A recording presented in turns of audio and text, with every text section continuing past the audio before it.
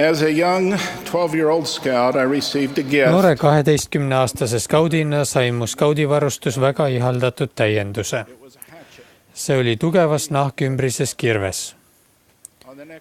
Järgmise lööbimisega matkal jõudsime laagrisse, kui oli juba pimedaks läinud ning olime rada katnud paksust lumest märjad ja külmetasime.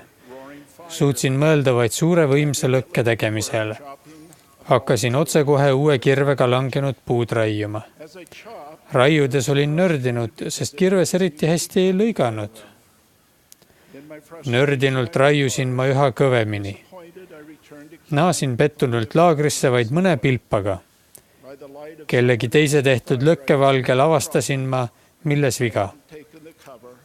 Ma polnud kirvelt ümbrist eemaldanud. Pean tunnistama, et tugev nahkümbris oli ribadeks raiutud.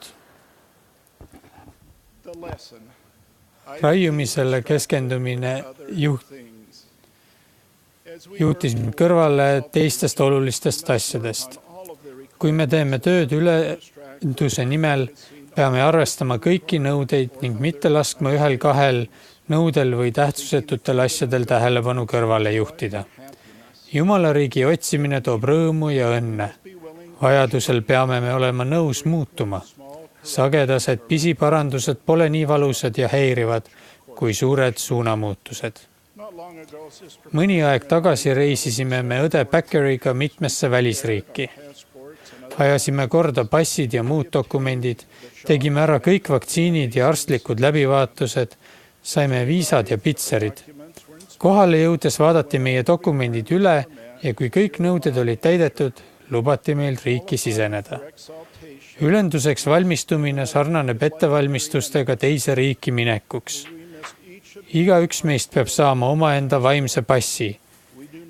Meie nõudeid ei kehtesta, kuid igaüks meist peab neid kõiki täitma.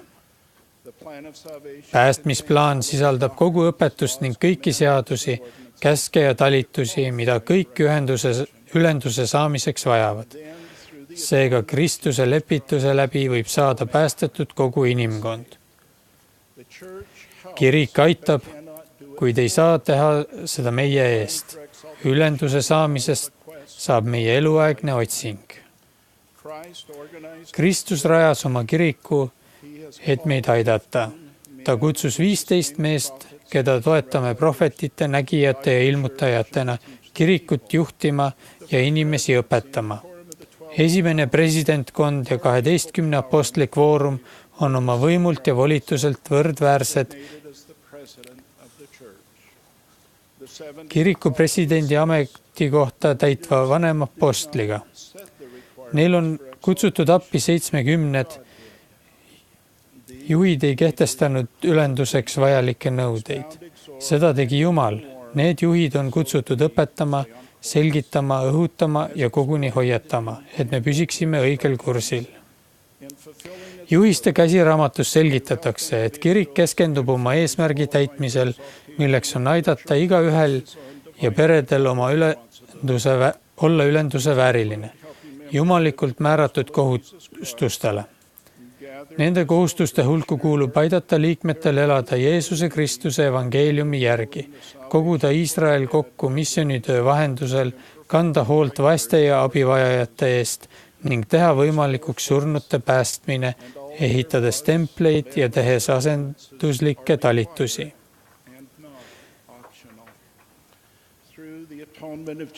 Need 4 fookust ja kõik teised seadused, käsud ja talitused on kohustuslikud, mitte valikulised.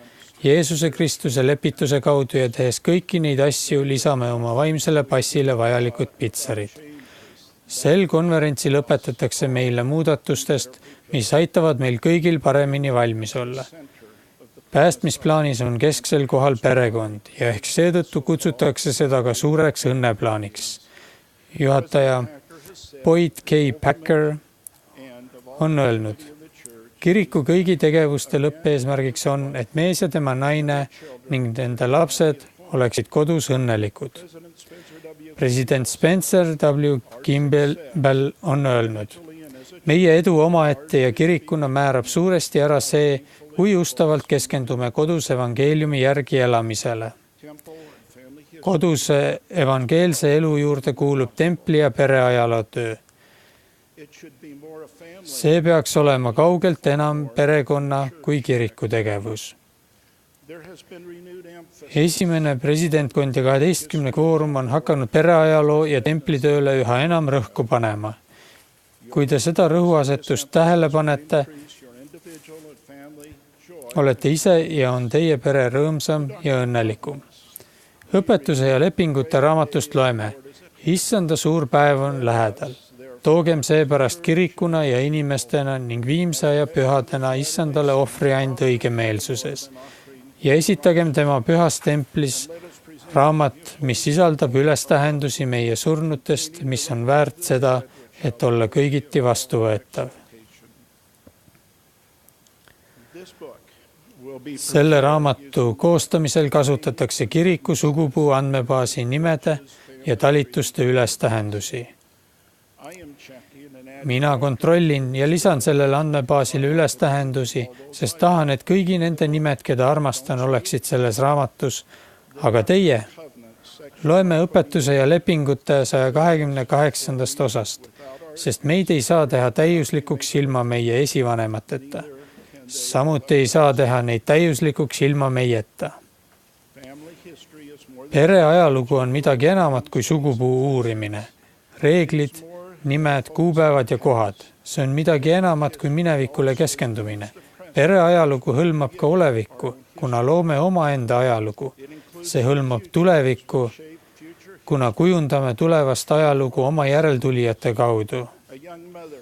Näiteks kui noor ema jagab oma lastega lugusid ja pilte oma perekonnast, teeb ta pereajaloo tööd.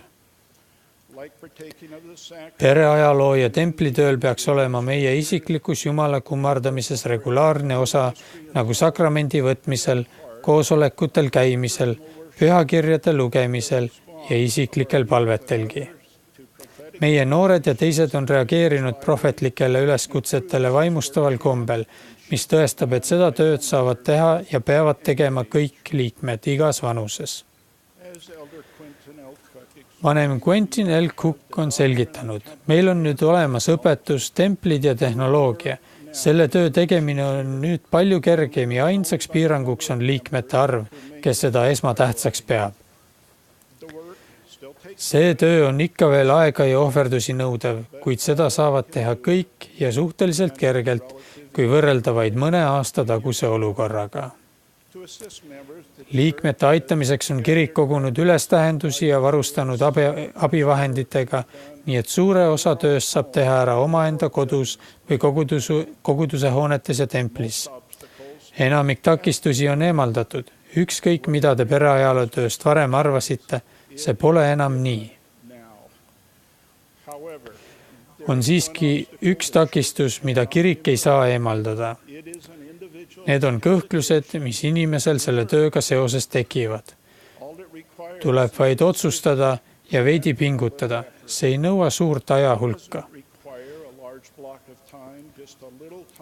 Vaid veidi järjepidevalt veedetud aega ja te hakkate sellest tööst rõõmu tundma.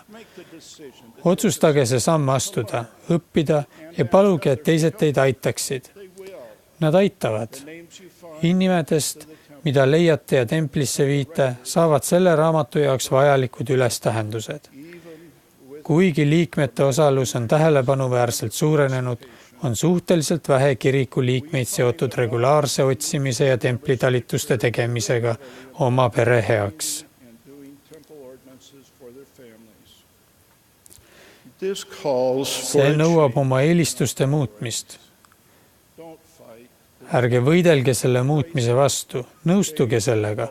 Muutus kuulub suure õnneplaani juurde. Seda tööd tuleb teda mitte kiriku, vaid meie surnute ja meie endi heaks. Meil ja meie surnud esivanematel on neid pitsereid oma vaimses passis vaja.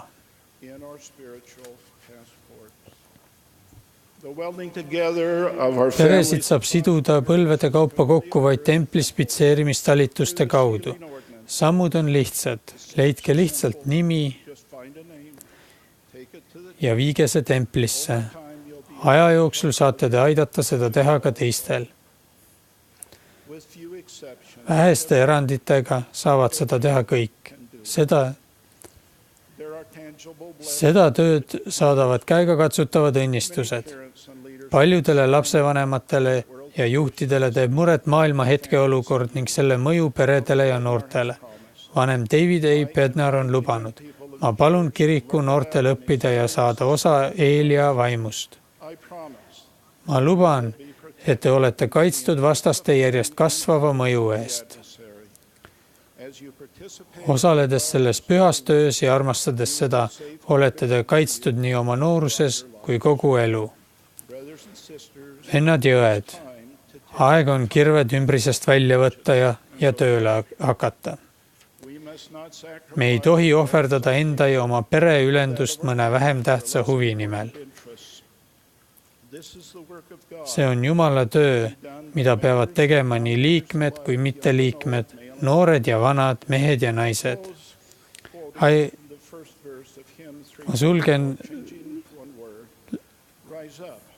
Nüüd tõuske Jumalas. Kõik pahed hüljake, te andke süda, meel ja jõud ja Kristust teenige. Jeesus Kristus on me kuningas.